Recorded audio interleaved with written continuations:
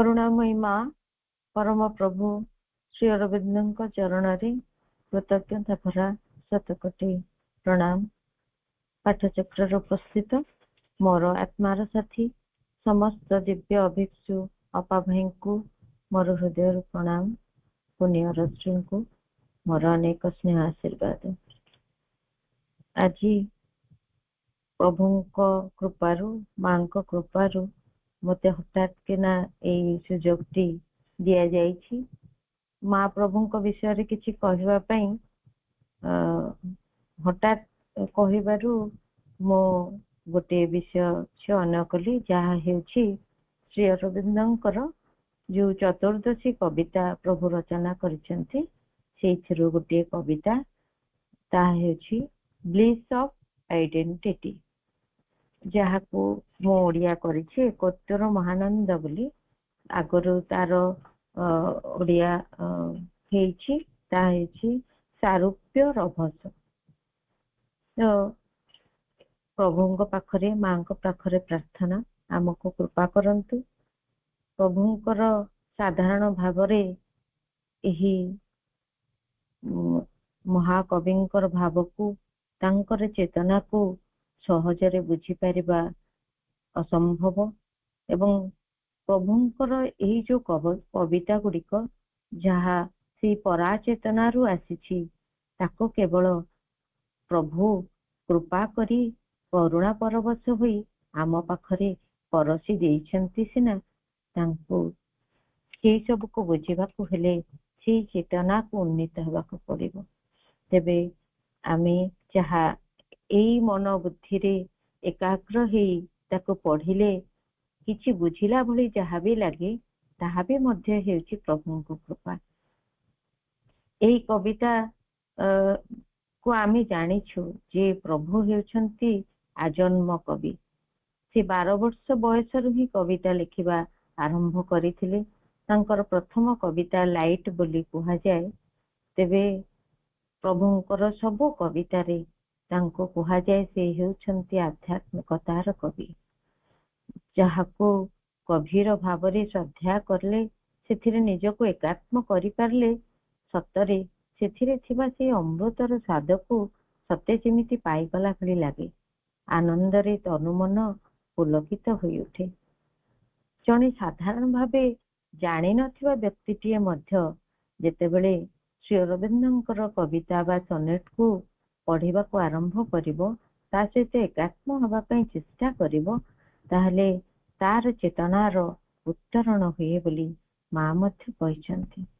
तेणु सतरे प्रभुଙ୍କର एही कविता को बारंबार पढ़िले सेथिरे थिबा से अमृतर स्वाद र संधान मध्य मिली जाए। वर्तमान जो कविता आमे पढ़िबा को जाउछु सेथिरे आमे जानिछु वर्तमान लीलामय आनंद घन भगवान घनश्याम श्री कृष्ण को किए भल न पाए कहले। वृंदावनर प्रतिटी बालीर रेणु रेणु रे से बास करंती बोली समस्ते कहंती। अनुभव उपलब्धि मध्य समस्ते करूछंती। अर्थात श्रीकृष्ण भगवान एही संसार भितरे अछंती एबे भी मध्य या समस्ते स्वीकार करिवे निश्चय। स्थूल भावरे अनेके तांको केतेबेले केउ रूपरे दर्शन करिछंती करूछंती करी आसुछंती मध्य। तापरे श्री अरविंद आसीछंती और श्रीकृष्ण से दैहिक चेतना रे प्रभु को सहित एकाकार हो जाइछंती। आउ श्री अरविंदंक भितरे सारा संसार जे रहिछि एही अनुभव प्रभु श्री अरविंदंकर होइछि जहा एक आध्यात्मिक दर्शन एक आध्यात्मिक द्रष्टार उपलब्धि। श्री अरविंदंक एई जो कविता पढ़िले सत्य जेमिति निज भितरे थिबा से कवित्वर जागृति हो जाए सेमिति लागे। एकत्व कहिले कौन ताहा ही प्रभु श्री अरविंदंकर सनेट्रु आमे जानिबा। सारूप्य रभस ब्लिस ऑफ आइडेंटिटी मो कविताटी पढ़ी देउछि तापरे आमे ତା ଉପରେ ଆଲୋଚନା କରିବା। All nature is taught in radiant ways to move. ଚଳିବାକୁ ଜ୍ୟୋତିପଥି ଉପଦିଷ୍ଟ ସମଗ୍ର ପ୍ରକୃତି। All beings are in myself embraced. O fiery, boundless heart of joy and love, how art thou beating in a mortal's breast? All nature is taught in radiant ways to move. ମୁଁ ପୁରା କବିତାଟା ପଢି ଦଉଛି। ତାପରେ second Strandja, ଏଇ ଯୋଉ ଚତୁର୍ଦ୍ଦଶୀ କବିତାରେ 4ଟି Strandja ଥାଏ, 14ଟି line, 3ଟି Strandja 4ଟି ଲାଇନର, ଆଉ ଲାଷ୍ଟରେ 2ଟି ଲାଇନ ଯାହାକୁ କପଲେଟ ବୋଲି କୁହାଯାଏ। ସେକେଣ୍ଡ ଷ୍ଟାଞ୍ଜାରେ ପ୍ରଭୁ କହିଲେ, it is thy rapture flaming through my nerves and all my cells and atoms thrill with thee. My body thy vessel is and only serves as a living wine cup of thy ecstasy. Third stanza, I am a center of thy golden light, and I its vast and vague circumference. Thou art my soul, great, luminous, and white, and thine my mind, and will, and glowing sense. Fourth stanza, thy spirit's infinite breath I feel in me. My life is a throb of thy eternity. ଏ ଯୋଉ bliss of identity, ସାରୂପ୍ୟ ରଭସ, ଆମେ ମଣିଷ ଯୋଉ ମୁକ୍ତିର ପଥ ଖୋଜି ଆସିଛି, ସେଇଥିରେ ଗୀତାରେ ମଧ୍ୟ କୁହାହେଇଛି, ପ୍ରଭୁ ଗୀତା ନିବନ୍ଧ ମାଳାରେ ମଧ୍ୟ କହିଛନ୍ତି, 4 ପ୍ରକାର ମୁକ୍ତିକୁ ଆମେ ଜାଣିଛୁ। ମଣିଷ ଯେତେବେଳେ ଭଗବାନଙ୍କ ଉପରେ ଶ୍ରଦ୍ଧା କରେ, ତାର ବିଶ୍ୱାସ ଆସିଯାଏ, ସେଇଥିରୁ ସେ ପୂଜା ଆରମ୍ଭ କରେ, ପ୍ରଭୁଙ୍କ ଆରାଧନା କରେ, ସେଇଥିରୁ ତାର ଭକ୍ତି ଧୀରେ ଧୀରେ ବଢି ବଢି ଯାଏ, ଆଉ ସେଇଥିରୁ ଭଗବାନଙ୍କ ପ୍ରତି ତାର ପ୍ରେମ ଭାବଟି ଉତ୍ପନ୍ନ ହୁଏ ଏବଂ ତାହା ଧୀରେ ଧୀରେ ଆନନ୍ଦରେ ପରିଣତ ହୋଇଯାଏ, ଯାହା ହେଉଛି ବ୍ଲିସ୍। ବ୍ଲିସ୍ର ଅନ୍ୟ ବିଭାଗ ଗୁଡିକ ହେଉଛି ଡିଲାଇଟ୍, ରାପଚର, ଏକ୍ସଟାସି ଏଗୁଡିକ। ତ ସେଇ ଯୋଉ 4 ପ୍ରକାର ମୁକ୍ତି ସାଧାରଣତଃ ଆମେ ଜାଣୁ, ସାଲୋକ୍ୟ, ସାମୀପ୍ୟ, ସାରୂପ୍ୟ, ସାଯୁଜ୍ୟ ମୁକ୍ତି ବୋଲି। এই 4 ପ୍ରକାର ମୁକ୍ତିକୁ ଆମେ ସାଧାରଣ ଭାବରେ ଜାଣୁ।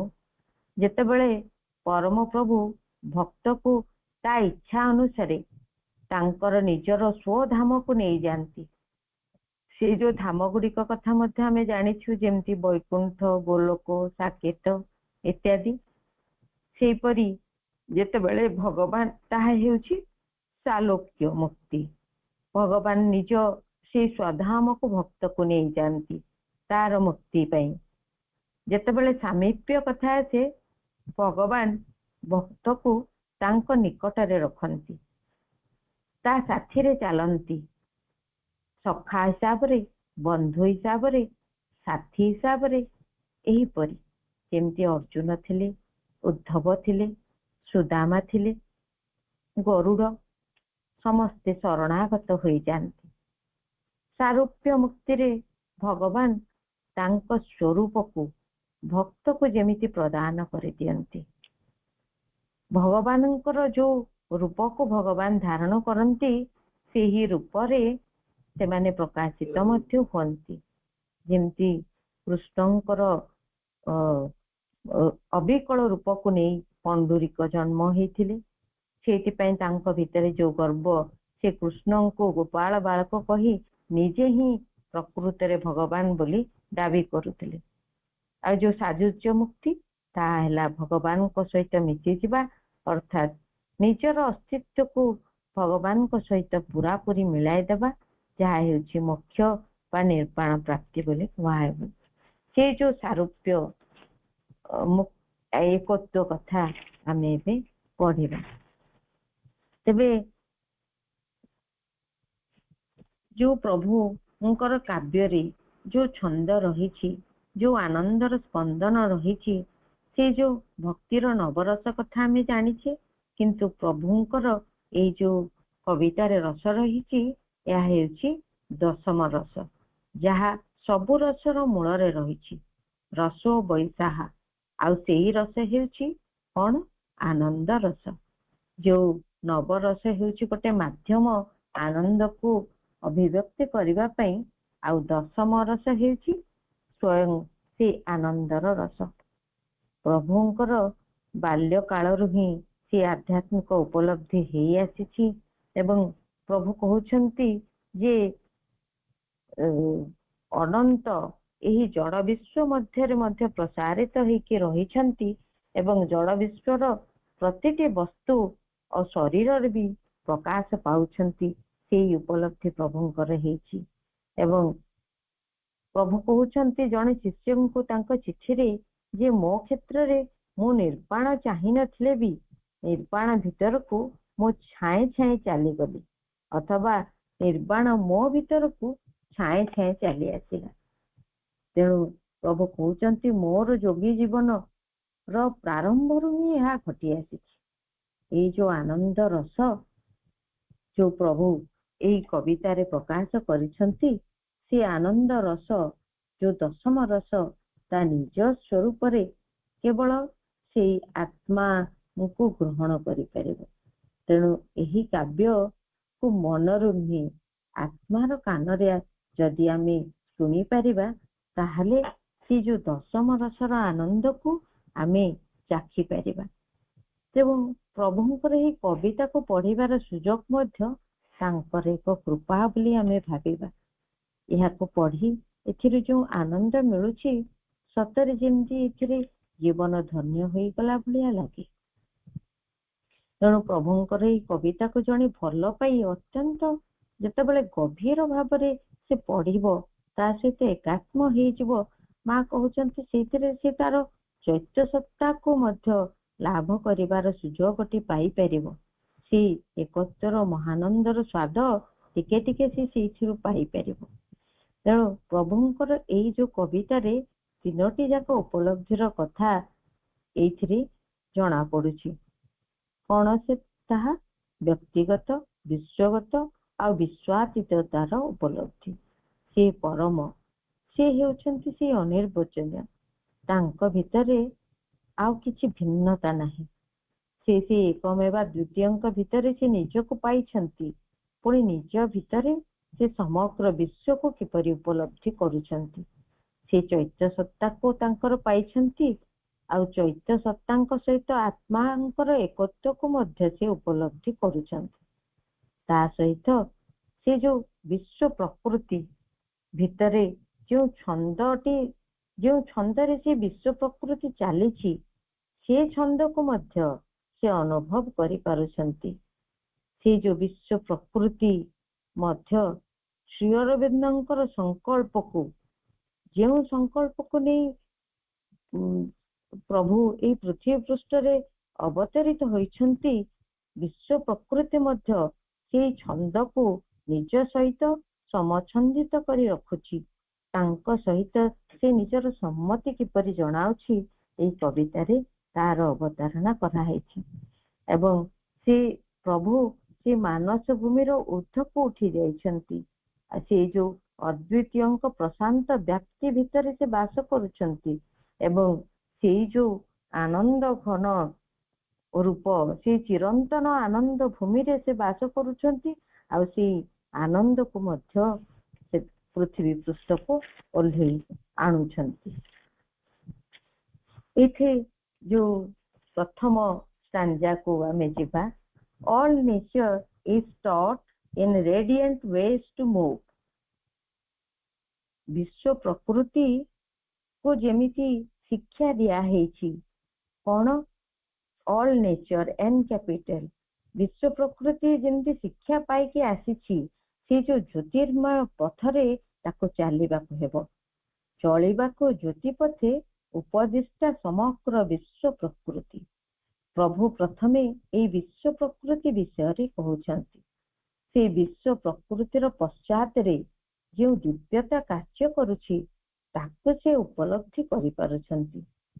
ସେ ଦିବ୍ୟ ପ୍ରକୃତିର, ସେ ବିଶ୍ୱ ପ୍ରକୃତିର ଦିବ୍ୟ କାର୍ଯ୍ୟଧାରାକୁ ସେ ପ୍ରକାଶ କରି କହୁଛନ୍ତି, ଯିଏ ଭଗବାନ, ଯିଏ ଆନନ୍ଦରୁ ହିଁ, ଯିଏ କେବଳ ଆନନ୍ଦ ପାଇଁ ହିଁ, ଯିଏ ଆନନ୍ଦ ସହକାରେ ଏଇ ବିଶ୍ୱ ପ୍ରକୃତିକୁ ଶିକ୍ଷା ଦେଇ ନିଜ ଭିତରୁ ସୃଷ୍ଟି କରିଛନ୍ତି।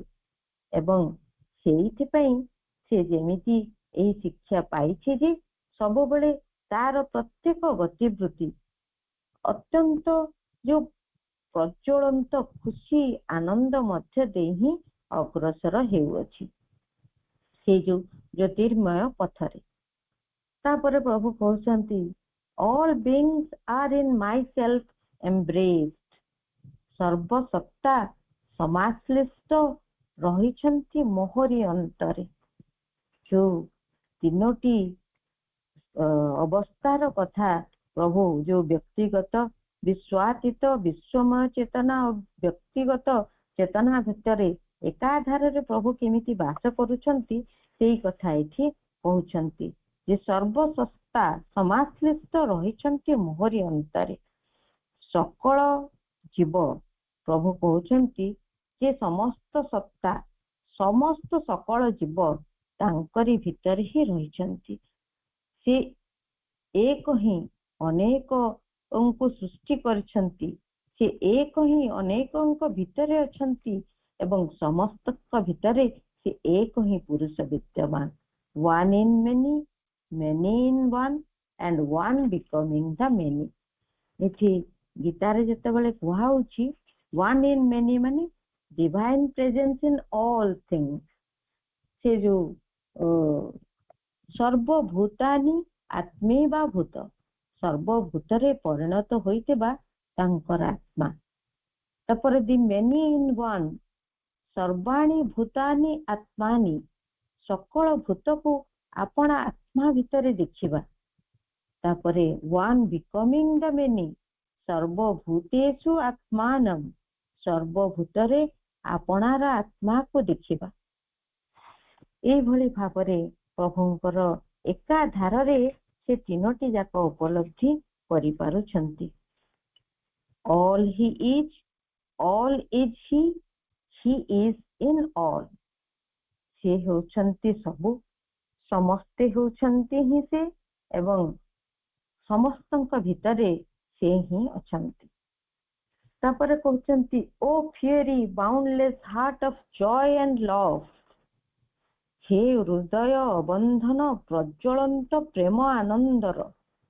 ଓ ଫିୟରି, ଯେ ପ୍ରଜ୍ୱଳନ୍ତ ତୀବ୍ର ଭାବରେ ଜଳୁଛି, ବାଉଣ୍ଡଲେସ୍ ଅସୀମ ଅନ୍ତହୀନ ସେ ଅପାର, heart of joy and love, ଯୋଉ ପ୍ରେମ ଯୋଉ ଆନନ୍ଦ ହୃଦୟରେ ରହିଛି।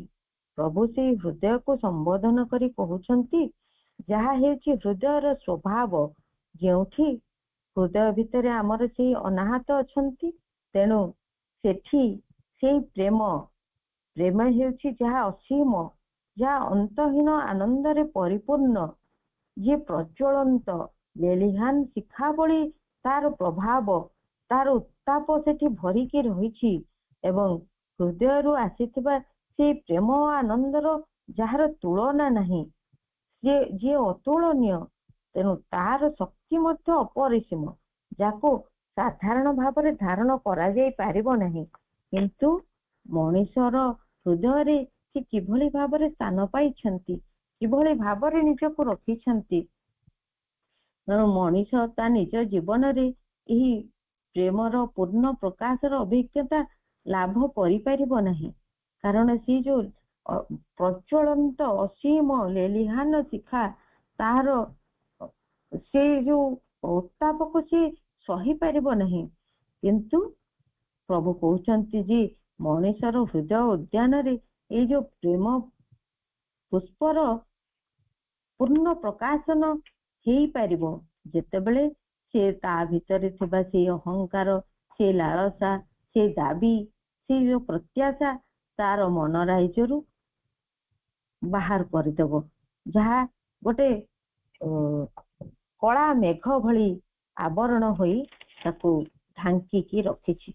ତେଣୁ ପ୍ରଭୁଙ୍କର ଯୋଉ ଏଇ ଯୋଉ ପ୍ରତିଭା, ଯୋଉ ଦିବ୍ୟ ଦୃଷ୍ଟି, ତାଙ୍କ ଭିତରେ ଯୋଉ ଅନ୍ତର୍ଦୃଷ୍ଟି ରହିଛି, ଯେଉଁ ଭାଷାକୁ ସେ ପ୍ରକାଶ କରିବେ, ସେ ତାହା ମନ୍ତ୍ରମୟ ଯେମିତି ହେଇଯାଉଛି। ତାପରେ ପ୍ରଭୁ କହୁଛନ୍ତି ଯେ ସେ ଯୋଉ ହୃଦୟର ସ୍ୱଭାବ, ହାଉ ଆର୍ ଦାଉ beating in a mortar breast, ସେ କଥା କହିଲେ ଯେ ଏଇ ଯୋଉ ହୃଦୟଟି, ଏଇ ଭିତରେ ଯୋଉ ଅନାହତ ବାସ କରୁଛନ୍ତି, ସ୍ପନ୍ଦୁଛି କିପରି କହ ଅହରହ ଏହି ମାନସୀ ବୁକୁରେ। ସେଇ କଥା ପ୍ରଭୁ ଏଠି କହୁଛନ୍ତି ଯେ ହୃଦୟର ସ୍ୱଭାବକୁ, ଅର୍ଥାତ୍ ତାର ପ୍ରକୃତି ପ୍ରବୃତ୍ତି ବିଷୟରେ ପ୍ରଭୁ ଉପଲବ୍ଧି କରିଛନ୍ତି, ଅନୁଭବ କରିଛନ୍ତି। ତେଣୁ ଏହାକୁ ନେଇ ସେ ଆଶ୍ଚର୍ଯ୍ୟ ପ୍ରକାଶ କରି ଗୋଟେ ପ୍ରଶ୍ନବାଚୀ ରଖିଛନ୍ତି ଯେ ତୁମେ କିଭଳି ଭାବରେ ଏଇ ଯୋଉ ନଶ୍ୱର ମଣିଷର ଏଇ ଛୋଟ ହୃଦୟରେ, ଏଇ ଛାତି ଭିତରେ ସ୍ପନ୍ଦିତ ହେଉଛ। ହୃଦୟରେ ହିଁ ଯୋଉ ଅସୀମ ଆନନ୍ଦ ଆଉ ପ୍ରେମର ଧାରା, ଯାହାର ତୁଳନା ନାହିଁ, ତାକୁ ନେଇ ଏଇ ଯୋଉ ସୀମିତ, ଏଇ ଯୋଉ କ୍ଷୟପ୍ରାପ୍ତ ନଶ୍ୱର ମଣିଷ ଭିତରେ ତୁମେ କିପରି ରହିଛ, ଆଉ କିପରି ବା ସ୍ପନ୍ଦିତ ହେଉଛ। ତା ସତ୍ତ୍ୱେ ବି ମଣିଷ ଜୀବନରେ ଏତିକି ମାତ୍ର ପ୍ରେମ ହିଁ ତାର ଜୀବନକୁ କେତେ ସାର୍ଥକତାରେ ପୂର୍ଣ୍ଣ କରି ନଦିଏ ସତେ। ଆମେ ଭାବିବା, ତାହେଲେ ସେଇ ପ୍ରେମ, ସେ ଆନନ୍ଦ ଯେତେବେଳେ ଆତ୍ମାର ଶୁଦ୍ଧତା ଆଉ ଆଲୋକ ପାଇ ପୂର୍ଣ୍ଣତା ଲାଭ କରିବ, ସେତେବେଳେ ମଣିଷ ଜୀବନ ତାର ପ୍ରଭାବରେ ପରିପୂର୍ଣ୍ଣ ସତରେ ହୋଇଯିବ। ତାପରେ କହିଲେ, it is thy rapture flaming through my nerves, ସ୍ନାୟୁରେ ସ୍ନାୟୁରେ ଶିଖାୟିତ ମୋର ତୁମରି ପୁଲକ। ତାଙ୍କରି ଶରୀରର ପ୍ରତ୍ୟେକ ସ୍ନାୟୁରେ, ଶିରା ପ୍ରଶିରାରେ ପରମଙ୍କର ସେ ରାପ୍ଚର, ସେ ଆଶୀର୍ବାଦ, ସେ ଆନନ୍ଦ ପ୍ରବାହିତ ହେଉଛି। କିଭଳି ଗୋଟେ ଅଗ୍ନି ଶିଖା ଭଳି ପ୍ରବାହିତ ହେବାରେ ଲାଗିଛି। ସେ ଆତ୍ମାର ଆନନ୍ଦକୁ ଆକଣ୍ଠ ଯେମିତି ସେ ପାନ କରିବାରେ ଲାଗିଛନ୍ତି। ବର୍ତ୍ତମାନ ସେ ନିଜ ଭିତରେ ଆତ୍ମ ଉପଲବ୍ଧିର ଅବସ୍ଥାକୁ ବାଣୀ ମାଧ୍ୟମରେ ପ୍ରକାଶ କରୁଛନ୍ତି। and all my cells and atoms thrill with thee। ସେ କହୁଛନ୍ତି, ତୁମ ସାଙ୍ଗେ ରସମତ୍ତ ଅଣୁ ଅଣୁ ସର୍ବକୋଷ ମୋର। ପ୍ରଭୁଙ୍କ ଶରୀରର ପ୍ରତ୍ୟେକ ଅଣୁକୋଷଣରେ ଉତ୍ସାହ ଭରି ଯାଉଛି, ଯାହା ସେଇ ଏକମେବା ଦ୍ୱିତୀୟଙ୍କ ସହିତ ମିଳନର ଫଳସ୍ୱରୂପ ଆସିଛି। ଏବଂ ସେଥିରେ ସେ ଅନୁଭବ ତାଙ୍କର ଅତ୍ୟନ୍ତ ରୋମାଞ୍ଚକର ହୋଇ ଉଠିଛି। ଭଗବାନଙ୍କ ସହିତ କେମିତି ନହେବ, ଯେତେବେଳେ ଭଗବାନଙ୍କ ସହିତ ଜଣେ ଏକାତ୍ମ ହେଇଯିବେ, ତାଙ୍କର ସବୁ ଅଣୁ କୋଷାଣୁ ଅତ୍ୟନ୍ତ ରୋମାଞ୍ଚକର ଅନୁଭବରେ ଭରି ରହିଛି। ସେ ଅତ୍ୟନ୍ତ, ଯାହା ଅତ୍ୟନ୍ତ ପବିତ୍ର, ଅତ୍ୟନ୍ତ ଶୁଦ୍ଧ ଅଟେ। My body thy vessel is and only serves। ତୁମରି ଆଧାର ଏଇ ତନୁ ମୋର, ସବୁ କିଛି ମାତର। ପ୍ରଭୁ କହୁଛନ୍ତି, ମୋ ଶରୀର ଏକ ପାତ୍ର, ଦାଇ ଭେସଲ, ମୋର ଏକ ପାତ୍ର, ଯେଉଁଥିରେ ଭଗବାନ ତୁମରି ନିବାସ ହେଇଛି। ତୁମେ ନିବାସ କରିଛ। ଏଇ ଶରୀର ତୁମର ନିବାସ ଫଳରେ ତୁମରି ଯନ୍ତ୍ର ହୋଇ ଉଠିଛି। ପୁଣି କହୁଛନ୍ତି, ଭଗବାନ ଯେଉଁ ଶରୀରକୁ ସୃଷ୍ଟି କରିଛନ୍ତି, ଏଇ ଶରୀରକୁ କିଏ ସୃଷ୍ଟି କରିଛନ୍ତି? ଭଗବାନ ହିଁ ତ ସୃଷ୍ଟି କରିଛନ୍ତି। ତାଙ୍କର ସେଇଥିରେ ଲକ୍ଷ୍ୟ ରହିଛି, ପ୍ରକୃତ ଲକ୍ଷ୍ୟ, ପ୍ରକୃତ ଉଦ୍ଦେଶ୍ୟର କଥାକୁ ପ୍ରଭୁ କହୁଛନ୍ତି। ପ୍ରଭୁଙ୍କର ବାଣୀ ଆଉ ତାଙ୍କର କବିତା ଯେମିତି ତାଙ୍କର ଅନ୍ତର୍ଦୃଷ୍ଟି ସେଇ ଭାଷାକୁ ପ୍ରକାଶ କରି ରୂପ ଦେଉଛି, ଯାହା ମନ୍ତ୍ରମୟୀ ହୋଇ ଉଠୁଛି। ବାଣୀ ଏକ ମାଧ୍ୟମ ମାତ୍ର, ଯାହା ସେଇ ପରାବାକ୍ର ସ୍ପନ୍ଦନକୁ ପ୍ରକାଶ କରେ। ସୃଷ୍ଟିର ଯୋଉ ପ୍ରଥମ ସ୍ପନ୍ଦନ ଓಂ ନାଦ ବ୍ରହ୍ମ, ସେ ନାଦ କଣ? ସେ ଆନନ୍ଦ, ସେଇ ବ୍ଲିସରୁ ହିଁ ତ ତାର ସୃଷ୍ଟି। ତେଣୁ କବିଙ୍କର ଯୋଉ ବାଣୀ ସବୁ ଏକ ପାତ୍ର ଭଳି ଯଦି ହୁଏ, ଆଉ ଶବ୍ଦ ଯଦି ସେଇ ସବୁ ଧ୍ୱନି ଗୁଡିକ, ସେଇ ସ୍ପନ୍ଦନ, ସେ ତାହେଲେ ସେଇ ଯୋଉ ବ୍ଲିସ୍, ସେଇ ଯୋଉ ଆନନ୍ଦ, गोटे वाइन भली ढला जाउची सेथिरे प्रभु कहउचंती तार as a living wine cup of thy ecstasy प्राणस्फूर्त पानपात्र हो जाओ तुमरी रभसर तुमरी आनंदर। जेमिति कि जो सुंदर सिमिली एठी प्रभु देकी कहउचंती जेमिति तुमर अमृत सुधा जहा आमे सोमरस बोली जानिछु से महानंद को धरी रखिबा पई गोटे प्रभुंकर शरीर गोटे लिविंग वाइन कप भली होई जाइछि जहा को अनुभव करी प्रभु अत्यंत आनंदित होउछंती। प्रभु एठारे निजर शरीर रूपी कप से वाइन कप बोली कहउछंती शरीर को गोटे कप बोली कहउछंती आ भगवानंकर आनंद रूपी से सोमरस को सेथिरे ढला जाउछि तार उपलब्धि प्रभु करूछंती। तेणु बाणी जदि गोटे पात्र हुए सेथिरे शब्दर ध्वनि ता हेउछि से सोमरस जाहाको से बाणी रूपी पात्र रे वाइन कप रे ढला जाउछि एवं प्रभु से अमृत बाणी माध्यम रे ही जेमिति से सोमरसर मधुरता को जहा देवता मानक पाई मध्य दुर्लभ तांकर बाणी माध्यम दे आम पाखरे प्रकाश करूछंती। तेणु एई जो कविता हेउछि माध्यम जहा सबुठारु एक सशक्त माध्यम एही माध्यम दे ही प्रभु आम भितरे से सब स्पंदन को भर्ती करि देउछंती। तापरे प्रभु कहले थर्ड स्टैंजा रे I am a centre of thy golden light मो हेउछि एक केंद्र से हिरण्मय प्रभु तुमरी ज्योतिर दाय माने प्रभु को परम प्रभु को संबोधन करी प्रभु कहउछंती तुमरी से सुवर्ण ज्योतिर गोल्डन लाइट जहा हेउछि प्रज्ञार प्रतीक से अतिमानस आलोकर प्रतीक परमंक ज्ञानर भंडार भितरे श्री अरविंद निजको देखुछंती एवं से जो हिरण्मय ज्योतिर केंद्र रे निजको आविष्कार मध्य करूछंती कहउछंती मो भीतर दे तुमर से हिरण्मय ज्योति प्रकाशित हेउछि अतिमानसर सूर्यालोक से परम प्रज्ञा हेउछंती से गोल्डन आलोक जहा निजे प्रभु श्री अरविंद हेई जाइछंती। श्रीकृष्णंकर जो आनंदमय चेतना जेतेबेले प्रभुंकर फिजिकल कॉन्शियसनेस रे अवतरण करि जाइछंती सेतेबेले श्री अरविंद और श्रीकृष्ण और श्री अरविंद एक होई जाइछंती। फଳରେ अतिमानस चेतना तांको भीतर को अवतरण करिबा पई गोटे बाट फिटी जाइछि गोटे भित्तिभूमि तयारी हे जाइछि अतिमानसर अवस्थान पई।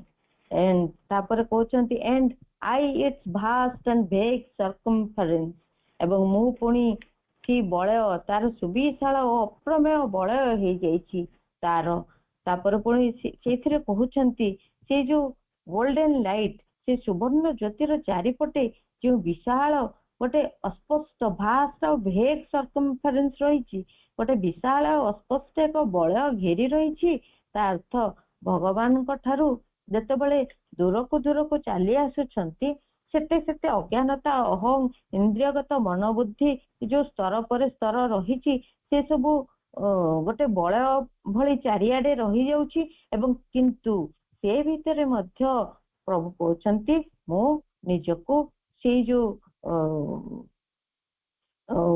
गोल्डन लाइट भितरे निजको पाउछि कारण सेतेबेले परमंकर से जो विश्वासित उपलब्धि रे प्रभु से महाकवि पहुंची सारिछंती केंद्र रे से ज्योति आ तार चारिपटे प्रभु कहउछंती मु हेउछि तुमर परिधि ही रहिछि जहा अस्पष्ट और विशाल हेछि रहिछि।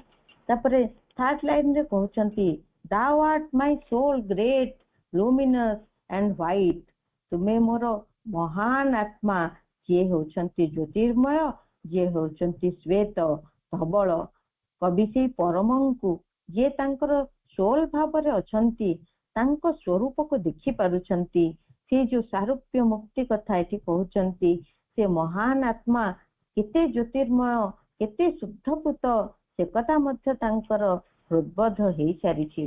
प्रभु कहउछंती तुमे ही मोर सेही महान आत्मा माँ जेतेबेले कहउछंती जणे जदि निष्काम कर्म करिवो से करिवनी ताहा आपे आपे जेतेबेले हेई जिवो ता जेतेबेले घटिवो से जो तार चैत्य सत्ता ଡ୍ୟାନ୍ସ ୱିଥ୍ ଜୟ।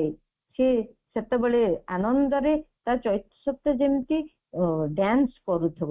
ପ୍ରଭୁ ତାଙ୍କର ମହାନ ଆତ୍ମାଙ୍କର ସ୍ୱରୂପକୁ କେମିତି ତାହା ବର୍ଣ୍ଣନା କରୁଛନ୍ତି।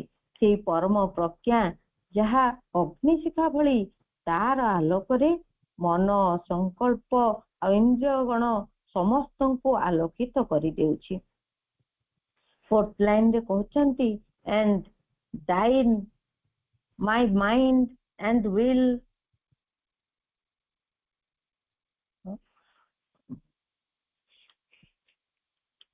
and glowing sense, and thine my mind and will and glowing sense, ତବାଧୀନ ମୋ ମାନସ, ମୋ ସଂକଳ୍ପ ଭାସ୍ୱିତ ଇନ୍ଦ୍ରିୟ। ଯେହେତୁ ସେ ପରମଙ୍କ ସହିତ ଏକାତ୍ମ ହୋଇଯାଇଛନ୍ତି, ତାଙ୍କ ଶରୀର, ପ୍ରାଣ, ମନ, ଇଚ୍ଛା ଶକ୍ତି, ଇନ୍ଦ୍ରିୟବୋଧ ଯାହା ସବୁ ନେଇ ଜଣେ ମନୁଷ୍ୟ ଆସିଥାଏ, ଯାହା ସବୁକୁ ନେଇକି ମଣିଷ ଆସିଛି, ସେ ସବୁ ଯେ କେବଳ ପରମଙ୍କ ପାଇଁ, ତାଙ୍କରି ନିମନ୍ତେ, ତାଙ୍କରି ଲାଗି ହୋଇ ଉଠୁଛନ୍ତି। ସେ ସେଇ ପରମଙ୍କର ଭାସ୍ୱର ମହିମାରେ ସବୁଗୁଡ଼ିକ ଯେମିତି ମହିମାନ୍ୱିତ ହୋଇ ଉଠୁଛନ୍ତି। ନିଜକୁ କେବଳ ସେ ଭଗବାନଙ୍କର ଦାସାନୁଦାସ ସେବକ ବୋଲି ଗ୍ରହଣ କରି ନେଇଛନ୍ତି। ଯୋଉ ଗୀତାରେ ତ୍ରିବେଣୀ ପଥ କଥା କୁହାହେଇଛି, ଜ୍ଞାନ, କର୍ମ, ଭକ୍ତିର ସମନ୍ୱୟ ଗୋଟେ ପୂର୍ଣ୍ଣତାର ପଥ। ଆଉ ପ୍ରଭୁ କହୁଛନ୍ତି ଯୋଉ ମନ, ସଂକଳ୍ପ ଶକ୍ତି ଆଉ ହୃଦୟ ସବୁ ମିଶିକି ଗୋଟେ ସତ୍ତାକୁ ପୂର୍ଣ୍ଣତାରେ ପରିପୂର୍ଣ୍ଣ କରୁଛନ୍ତି। ଦିବ୍ୟ ଚେତନା ସହିତ ସେ ମିଳିତ ହେଇଯାଉଛନ୍ତି। ତାଙ୍କର ମନ, ଇଚ୍ଛା ଶକ୍ତି, ଇନ୍ଦ୍ରିୟବୋଧ ସବୁ ଦିବ୍ୟତ୍ୱ ପ୍ରାପ୍ତ ହେଇଯାଇଛନ୍ତି। ପ୍ରଭୁ କହୁଛନ୍ତି ଆମର ଯୋଉ ସେନ୍ସ ଅର୍ଗାନ ଅଛି, ମାଇଣ୍ଡ ଅଛି, ୱିଲ୍ ଅଛି, ସବୁ ତାଙ୍କରି ଆନନ୍ଦ, ଶକ୍ତି ଆଉ ଦିବ୍ୟ ଅସ୍ତିତ୍ୱର ଗୋଟେ ଛାୟାପାତ ଭଳି। ଦିବ୍ୟ ଜୀବନ ଲାଭ ପାଇଁ ବର୍ତ୍ତମାନ ସେ ସବୁ ଦିବ୍ୟତ୍ୱ ପ୍ରାପ୍ତ ଯେମିତି ପ୍ରଭୁଙ୍କର ହେଇସାରିଛନ୍ତି। ତାପରେ 4th ଷ୍ଟାଞ୍ଜା ଯୋଉ 2ଟି ଲାଇନ ଅଛି, Thy spirit infinite breath I feel in me, my life is a throb of thy eternity. Thy spirit's infinite breath I feel in me, ଅନ୍ତରେ ମୁଁ ଅନୁଭବ କରେ ଅନନ୍ତ ସେଇ ଅନନ୍ତ ନିଶ୍ୱାସକୁ, ଯାହା ପ୍ରଭୁଙ୍କର ସେଇ ପରମଙ୍କ ଆତ୍ମାଙ୍କର ଯୋଉ ଅନନ୍ତ ନିଶ୍ୱାସକୁ ସେ ଅନୁଭବ କରୁଛନ୍ତି। କବି ମହାକବି ଭଗବାନଙ୍କୁ, ପରମଙ୍କୁ ଉଦ୍ଦେଶ୍ୟରେ କହୁଛନ୍ତି, ପରମଙ୍କର ଯୋଉ ଅନନ୍ତ ନିଶ୍ୱାସ ପ୍ରଶ୍ୱାସ ରହିଛି, ଯାହା କେବେ ସରେ ନାହିଁ, କେବେ ବନ୍ଦ ହୁଏ ନାହିଁ, ନିରନ୍ତର ତାଙ୍କର ସେଇ ଅପାର ପ୍ରଭାବକୁ, ସେଇ ଅପାର ପ୍ରବାହକୁ ସେ ଅନୁଭବ କରୁଛନ୍ତି, ଯାହା ଏହି ଆତ୍ମାରେ ରହିଛି। ଯିଏ ସେ ତାଙ୍କ ନିଜ ମଧ୍ୟରେ ନିବାସ କରୁଛନ୍ତି, ତାଙ୍କୁ ମଧ୍ୟ ସେ ଅନୁଭବ କରୁଛନ୍ତି, ସେ ଦେଖି ପାରୁଛନ୍ତି, ସେ ଦ୍ରଷ୍ଟା ହୋଇଯାଇଛନ୍ତି। ସେ ହେଉଛନ୍ତି ସେଇ ଦ୍ରଷ୍ଟା ପୁରୁଷ, ସେ ମନୀଷୀ, ସେ ମହାକବି, ସେ ମହା ଅବତାର। My life is a throb of thy eternity। ତାଙ୍କର ସମଗ୍ର ଜୀବନ ଯେ ଗୋଟିଏ ସ୍ପନ୍ଦନ ହେଇ ରହିଛି ସେଇ ପ୍ରଭୁଙ୍କର, ପରମଙ୍କର ସେଇ ଶାଶ୍ୱତତାର, ସେଇ କାଳାତୀତତାର। କବି କହୁଛନ୍ତି, ମୋ ଜୀବନ ଯାହା ହେ ଭଗବାନ, ତୁମର ଦାନ, ଏହି ଜୀବନ କେବଳ ତୁମରି ପାଇଁ ହେଇ ରହିଛି।